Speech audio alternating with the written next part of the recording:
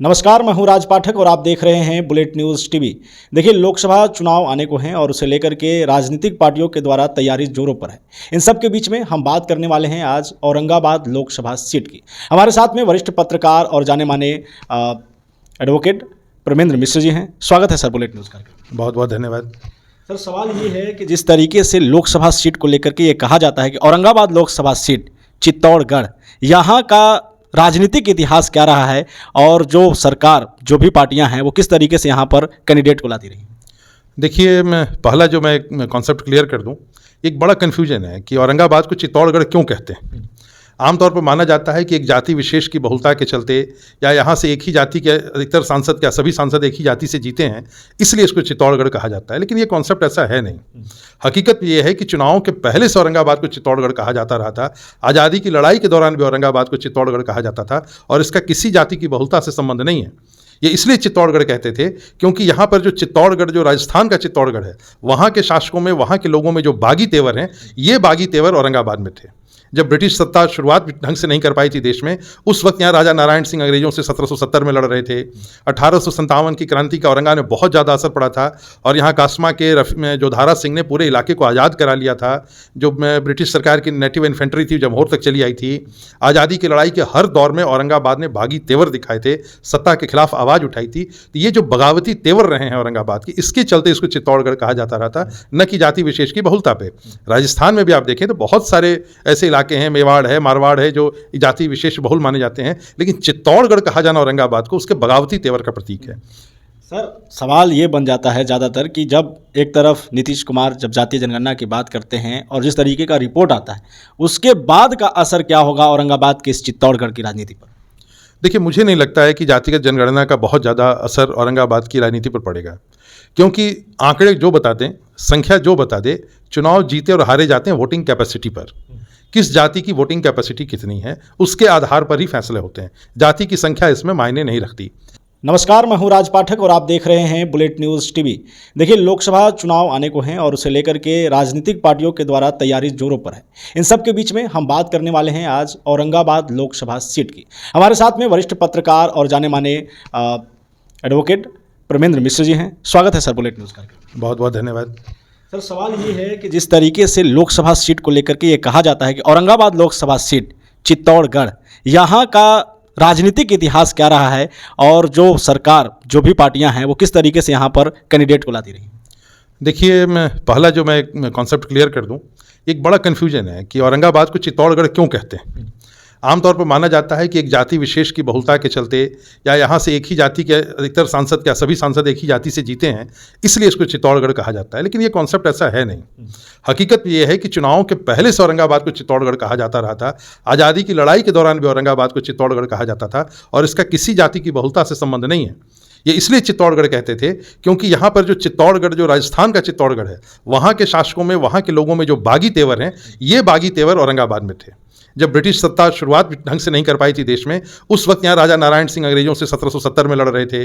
1857 की क्रांति का औरंगाबाद में बहुत ज़्यादा असर पड़ा था और यहाँ कासमा के जोधारा सिंह ने पूरे इलाके को आज़ाद करा लिया था। जो ब्रिटिश सरकार की नेटिव इन्फेंट्री थी, जमहोर तक चली आई थी।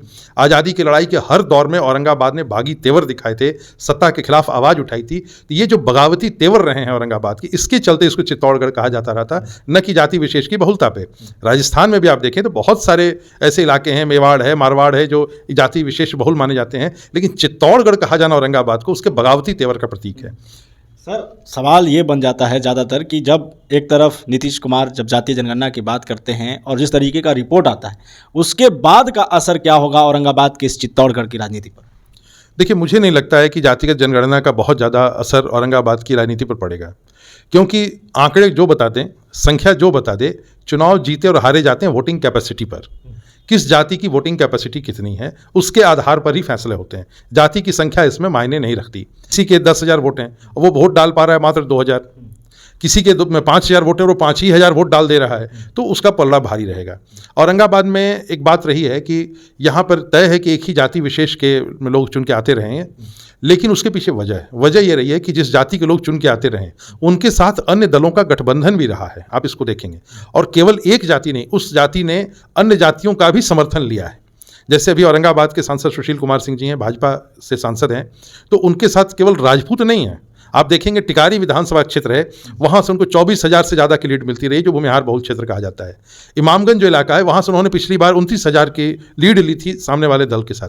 तो ऐसा केवल एक जाति से नहीं होता है, वो पूरा एक समीकरण बनता है, अन्य जातियाँ भी साथ में आती हैं। जैसे भारतीय जनता पार्टी का जो समीकरण है, उसमें पिछड़ी जातियों के लोग भी शामिल हैं, अगड़ी जातियों के लोग भी शामिल हैं। इंडिया गठबंधन है, उसमें भी अलग अलग जातियों के लोग शामिल हैं, उसमें भी अलग अलग अति पिछड़ा वर्ग शामिल है, यादव लोग शामिल हैं, अल्पसंख्यक शामिल हैं। तो कोई एक जाति यहाँ से जीत नहीं सकती है, जातियों का एक समीकरण, राजनीतिक समीकरण जीतता रहा है। लेकिन ऐसी क्या मजबूरी है सर, ऐसी क्या मजबूरी है कि औरंगाबाद में जब भी पार्टी डिसाइड करती है तो एक जाति विशेष को ज़्यादातर टिकट देने की कोशिश करती है, क्योंकि अगर प्रयोग करती है तो वो विफल हो जाता है।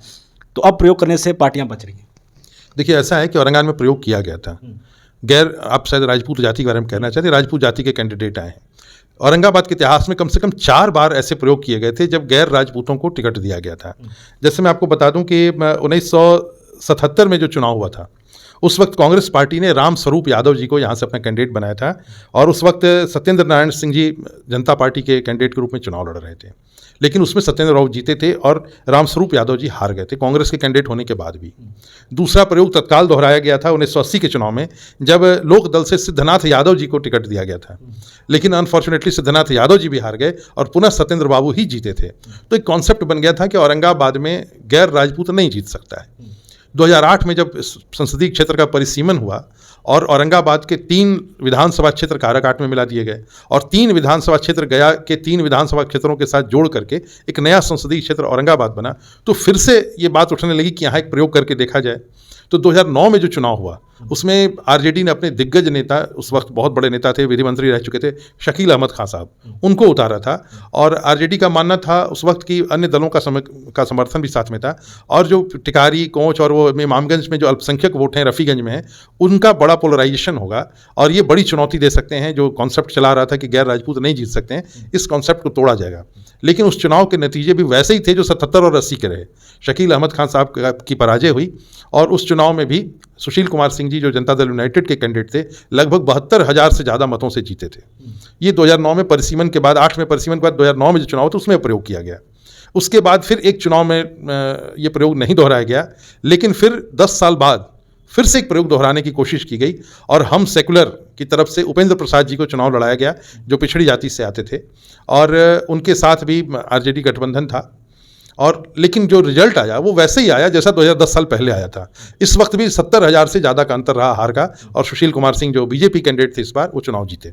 तो इस तरह से 4 जो प्रयोग हुए हैं गैर राजपूत कैंडिडेट को औरंगाबाद में चुनाव लड़ाने के, वो चारों विफल हुए हैं। अब इसमें राजनीतिक दलों को जीत चाहिए। वो प्रयोग ज़्यादा तभी करते हैं जब जीतने की गुंजाइश हो, तो वो ज़्यादा प्रयोग इसलिए नहीं करते कि उनको लगता है कि सीट हम गंवा न दें। तो इसलिए 4 प्रयोग चूँकि विफल हो चुके हैं, और इस बार की जो लोकसभा की लड़ाई है वो बड़ी कांटे की लड़ाई होने वाली है, और सभी दलों का, चाहे इंडिया गठबंधन हो या बीजेपी का जो गठबंधन एनडीए है, बहुत कुछ दांव पर लगा है। इसलिए मुझे लगता है कि बहुत ज़्यादा प्रयोग करने की कोशिश शायद कोई भी दल किसी भी संसदीय सीट के लिए न करना चाहें, और जो तय ट्रैक है उसी में समीकरणों का हेर फेर करके कुछ हार जीत तय करना चाहें। अब उसमें बीच में एक नई चीज़ आ गई, जातिगत जनगणना। तो जातिगत जनगणना आज भले कागज़ पे आ गई हो, समाज में तो पहले से थी। ये तो तय था कि ब्राह्मण 80% नहीं है, कायस्थ 15% नहीं है।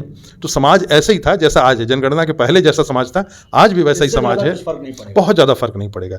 अंत में तो वोटिंग में सारे आंकड़े दिख ही रहे हैं आपको। अभी हाल ही में 2020 के चुनाव की बात करें तो महागठबंधन का पलड़ा भारी रहा हमारे इस क्षेत्र में, जो कि आप औरंगाबाद लोकसभा सीट में जितने विधानसभा आते हैं उस पर क्या उसका ज़्यादा फर्क पड़ता दिखेगा आगामी जो लोकसभा चुनाव होगा? देखिए, लोकसभा चुनाव और विधानसभा चुनाव 2 अलग धरातल के चुनाव होते हैं, और दोनों में जो वोटर वोट देने जाते हैं उनकी प्राथमिकताएं भी अलग होती हैं। आप अगर चुनाव का पैटर्न देखें तो 1 साल के अंतर पर विधानसभा और लोकसभा चुनाव हो रहे हैं, और दोनों के चुनाव में काफ़ी रिजल्ट में अंतर होता है। यानी जो वोटर लोकसभा चुनाव में दूसरे कैंडिडेट को, दूसरे गठबंधन को वोट दे रहा है, वो विधानसभा चुनाव में पहले गठबंधन को वोट दे रहा है। यानी कि उसका कॉन्सेप्ट नेताओं से, राजनीतिक दलों से ज़्यादा क्लियर है। वो जानता है कि मुझे केंद्र में किसको बिठाना है और राज्य में किसको बिठाना है। तो वोटिंग पैटर्न केवल 20 का ही नहीं, उसके पहले का भी आप चुनाव देख लें तो बिल्कुल वोटिंग पैटर्न अलग है। विधानसभा में कुछ और रिजल्ट आ रहा है, लोकसभा में रिजल्ट कुछ हो रहा है। हाँ, भाजपा या जो एनडीए गठबंधन है, चूँकि उसके हाथ में सीटें नहीं है विधानसभा सीटें, तो उनके लिए ज़्यादा सतर्क होने की आवश्यकता तो है ही। दूसरी बात है कि विधायक होने के चलते एक कॉन्फिडेंस कॉन्फिडेंस इंडिया गठबंधन को भी रहता ही है कि साहब हमारा वहाँ पर कुछ आधार रहा है। तो इससे दोनों के लिए चुनौतियाँ हैं, और लेकिन लोकसभा का पैटर्न बिल्कुल अलग होता है चुनाव का। चलिए, बहुत धन्यवाद सर हमारे साथ जुड़ने के लिए। तो लोकसभा चुनाव जो है और लोकसभा चुनाव का जो पैटर्न होगा वो बिल्कुल अलग होगा। महागठबंधन सरकार का पलड़ा 2020 के चुनाव में भारी जरूर था, हालांकि इसमें फेरबदल भी हुआ और सीएम नीतीश कुमार भी इधर आ गए महागठबंधन में। अब फिर से 2015 की स्थिति बनती दिख रही है। ऐसे में औरंगाबाद लोकसभा सीट के लिए बीजेपी के लिए भी वही चैलेंज है और महागठबंधन के लिए भी वही चैलेंज है कि वो किस तरीके से यहां पर परसेंटेज वाइज वोटिंग को बढ़ाते हैं, और फिर देखना यह होगा कि जातीय आधारित गणना जो किया गया है उसका कितना असर आगामी जो लोकसभा चुनाव है उसमें होता है। बहुत बहुत धन्यवाद।